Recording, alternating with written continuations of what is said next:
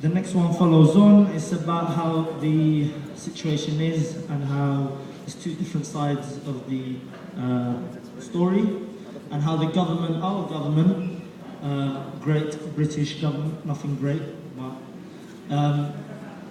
how they deal with it and how they, show our story.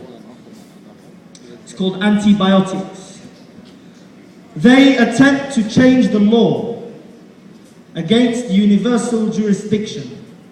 Conviction! They are causing the friction between the sides and do not confront the situation and the lies beneath the surface. And we continue to point out the crimes against humanity. Oh, a calamity, with one aim behind it: to annihilate the sovereign rights and hide it, confine it. They can't even deny it. Why?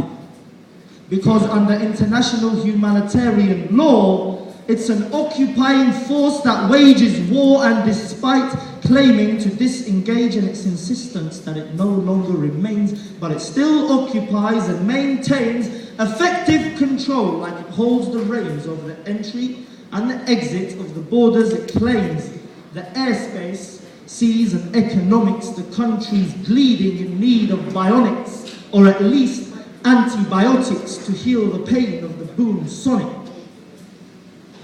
And instead of the government looking for change in law to prevent the war criminals from being brought to justice, held accountable for their injustice, not the Palestinians being punished through the collective government blockades and sieges. Obscene! It's a political tipping point, but the scales are uneven, so let's not allow a safe haven for the protection of policy to those that bring about the situation complicity, like a windmill generating electricity, emitting a hum and a vibration that can't be felt or heard, a feeling beneath human perception, a disruption, a poisoning poison that poisons with its unjust, racist corruption.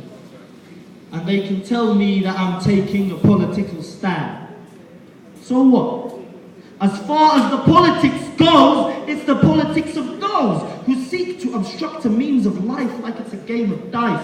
1.5 million people confined in a prison, four sides like a prism with no reflection of light. This is not Cubism, Pablo Picasso's vision. I paint my own paintings, and this is raw realism. Takbir! Allahu Akbar! Now 10 minutes. 10?